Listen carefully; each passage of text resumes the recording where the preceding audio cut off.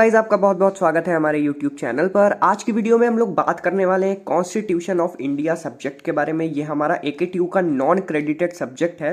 इस वीडियो के अंदर हम लोग देखेंगे सारी यूनिट्स कॉन्स्टिट्यूशन ऑफ इंडिया के अंदर, जिसमें से सारे इंपॉर्टेंट टॉपिक्स मैं आपको बताऊंगा जो एग्जाम में आ सकते हैं या फिर एग्जाम में आ चुके हैं। ठीक है, और वीडियो के एंड तक मैं आपको ये भी बता दूंगा कि आपको नोट्स कहाँ से मिलेंगे। मैं सारे नोट्स आपको प्रोवाइड करवा दूंगा। ठीक है, कहाँ से प्रोवाइड कराऊंगा, कैसे कराऊंगा, वो सब चीज़ें भी हम लोग आगे डिस्कस कर लेंगे।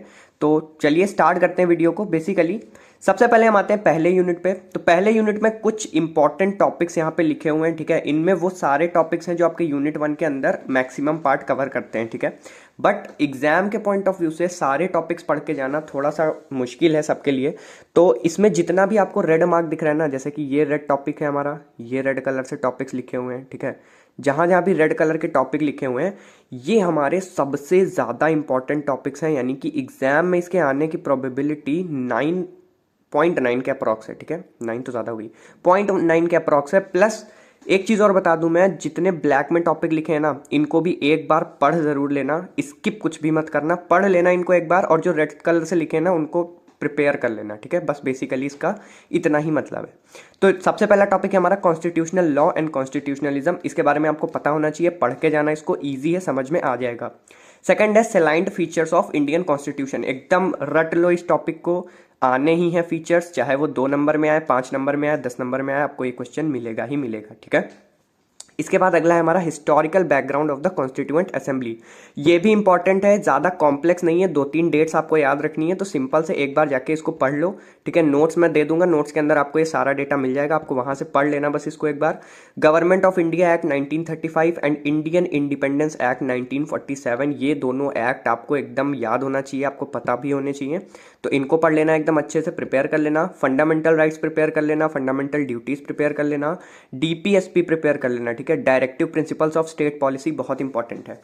इसके बाद आता है हमारा parliamentary system, federal system, centre state relation. ठीक है, ये भी इंपॉर्टेंट है, पढ़ लेना इसको एक बार।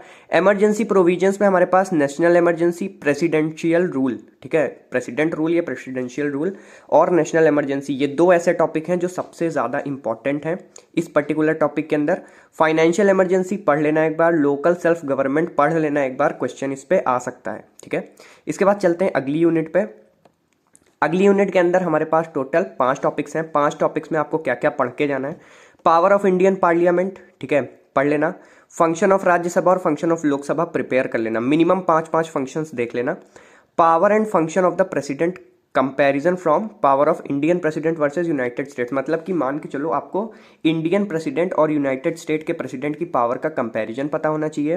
Power and function of prime minister पता होने चाहिए। ठीक है, इसको प्रिपेयर करके जाना। जुडिशरी में आपको क्या पढ़ना है, the independence of the supreme court, appointment of जजेस, ये 2 चीजें आपको पढ़ लेनी है।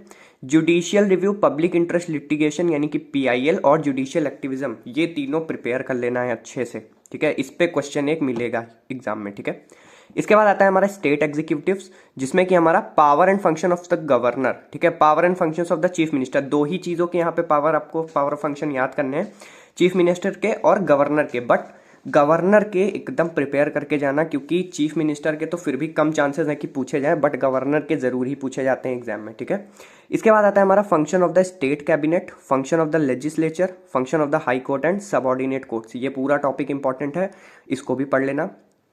इसके बाद थर्ड यूनिट में sources of law and the court structure, ये जो पूरा पहला टॉपिक है ना हमारा, ये एक बार आप लोग रीड कर लेना। ठीक है, ताकि अगर क्वेश्चन इससे आ जाए तो आप लोग कुछ उसमें लिख पाओ।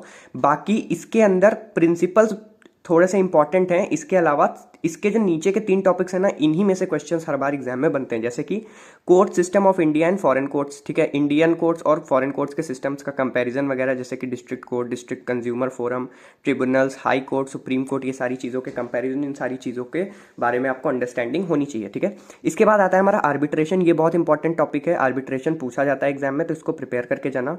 कॉन्ट्रैक्ट लॉ और टॉर्ट, ये 2 चीज़ बहुत ज़्यादा इंपॉर्टेंट है। लॉ एट वर्क प्लेस भी इंपॉर्टेंट है, बट इनके कंपैरिजन में कम इंपॉर्टेंट है, इसलिए उसको मैंने रेड मार्क नहीं किया। ठीक है, तो आप समझ गए हो इसमें क्या पढ़ना है और क्या प्रिपेयर करना है। इसके बाद चलते हैं यूनिट 4 की तरफ। यूनिट 4 के अंदर लीगल एस्पेक्ट्स ऑफ पेटेंट, सबसे ज्यादा इंपॉर्टेंट है पेटेंट। ठीक है, पेटेंट के बारे में पढ़ लेना, legal aspect, filing of patent applications, right from patents, infringement of patents. देखो, इनफ्रिगमेंट ऑफ पेटेंट्स एक बार को आप स्किप कर सकते हो चाहो तो, बट मत करो, ज़्यादा ही बेटर है। बाकी चीज़ें ज़रूर पढ़ लेना, पेटेंट के बारे में प्रिपेयर कर लेना, क्योंकि पेटेंट रिलेटेड क्वेश्चन एग्जाम में मिलेगा। कॉपीराइट एंड इट्स ओनरशिप बहुत इंपॉर्टेंट क्वेश्चन है, पढ़ के जाना। इनफ्रैगमेंट ऑफ कॉपीराइट्स पढ़ के जाना। Civil remedies for infringement, regulation to information introduction, ये भी पढ़ लेना, ठीक है। राइट टू इन्फॉर्मेशन एक्ट, अब देखो ये दो एक्ट हैं, right to information act 2005, information technology act 2000, ये दोनों अच्छे से प्रिपेयर करके जाना। इन दोनों पे एक क्वेश्चन आपको एग्जाम में दिख सकता है, ठीक है। इसके बाद आता है हमारा cyber regulation appellate tribunal offences, ठीक है। Cyber regulation appellate tribunal offences, limitations of the information technology act. अब यहाँ पे जब आप इंफॉर्मेशन टेक्नोलॉजी एक्ट पढ़ोगे तो उसके लिमिटेशंस भी पढ़ लेना, ठीक है, यहाँ पे पूछे जा सकते हैं। उसके बाद आता है हमारा इलेक्ट्रॉनिक गवर्नेंस, बिल्कुल प्रिपेयर करके जाना, इलेक्ट्रॉनिक गवर्नेंस एग्जाम में पूछा जाता है। Secure electronic records, digital signatures and digital signature certificates, बहुत ही ज़्यादा इंपॉर्टेंट टॉपिक है इस यूनिट के अंदर। अगर मैं बोलूँ कि सबसे ज़्यादा इंपॉर्टेंट कोई टॉपिक है तो वो यही लास्ट टॉपिक है हमारा, इसको अच्छे से पढ़ के जाना। डिजिटल सिग्नेचर सर्टिफिकेट्स तो आएगा ही एग्जाम में, ठीक है। इसके बाद आगे बढ़ते हैं।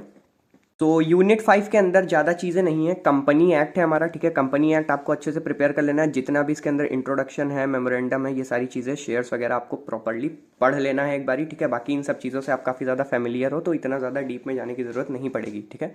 और कंपनीज एक्ट में ये है कि मल्टीपल आपके पास चीज़ें हैं, जैसे कि इंट्रोडक्शन है, फॉर्मेशन ऑफ कंपनी है, मेमोरेंडम है, शेयर्स है, प्रॉस्पेक्ट्स है, director general meetings, proceedings, auditor, winding up, इतनी सारी चीज़ें हैं ना कि अगर कंपनी एक्ट पे आंसर लिखने को आया और आपने ये सारी चीज़ें रीड कर रखी हैं, इनमें से 4-5 चीज़ें भी मेंशन कर दोगे एग्जाम में तो वो सफिशिएंट होगा, ठीक है, 10 नंबर के लिए। इसके बाद जो सबसे इंपॉर्टेंट टॉपिक यूनिट 5 के अंदर है और जो एग्जाम में आएगा और आना भी चाहिए, वो है हमारा roles of engineers in e governance. आप इंजीनियर हो, आपको ये चीज़ें क्लियर होनी चाहिए एकदम, ये बिल्कुल वैलिड है क्वेश्चन, इसको पढ़ के जाना एकदम। कोई बिल्कुल इसमें सोचना ही मत कि ये क्वेश्चन छोड़ देते हैं। Role of engineers in e governance पढ़ लेना। Roles of IT professional in judiciary, ये दो टॉपिक हैं जो एकदम प्रॉपरली प्रिपेयर कर लेना। इसके अलावा प्रॉब्लम ऑफ एलिनेशन वगैरह प्रिपेयर कर लेना आप लोग, ये सारी चीज़ें बहुत ज़्यादा इंपॉर्टेंट है। तो बेसिक अगर बात करूं मैं यूनिट 5 के अंदर, तो अगर मोस्ट इंपॉर्टेंट टॉपिक की बात की जाए तो role of engineer in governance and role of IT professional in judiciary, ये दो टॉपिक बहुत ज़्यादा इंपॉर्टेंट हैं, पढ़ लेना अच्छे से। बाकी चीज़ें आप पढ़ लेना एक बार, छोड़ना कुछ भी नहीं, जितना चीज़ें मेंशन है वो सारा कुछ पढ़ के जाना है, ठीक है। सो आई होप चीज़ें समझ में आ गई होंगी। यूनिट 1 to 5 क्लियर हो गया। अब मैं बताता हूँ नोट्स आपको कहाँ से मिलेंगे। तो भाई नोट्स आपको मिल जाएंगे, पीडीएफ हम अपलोड कर देंगे डिस्कॉर्ड चैनल के ऊपर, ठीक है। डिस्कॉर्ड चैनल पे अगर आप नहीं ज्वाइन हो तो link to join Discord channel is in description box में लिंक है, जाके ज्वाइन कर लो। अगर नहीं मिल रहा है वो भी तो कम्युनिटी पोस्ट में जाके देख लो। अगर तब भी ना हो पाए तो चैनल की बायो में भी लिंक पड़ा है, कहीं भी जाओ डिस्कॉर्ड चैनल ज्वाइन करवा के नोट्स लो और पढ़ो, ठीक है। प्रॉपर्ली पढ़ के जाओ एग्जाम में, भले ही नॉन क्रेडिटेड है बट इंपॉर्टेंट सब्जेक्ट है, आप लोग को चीज़ें क्लियर होनी चाहिए, ठीक है। Thank you so much for watching the video, all the very best for the exams.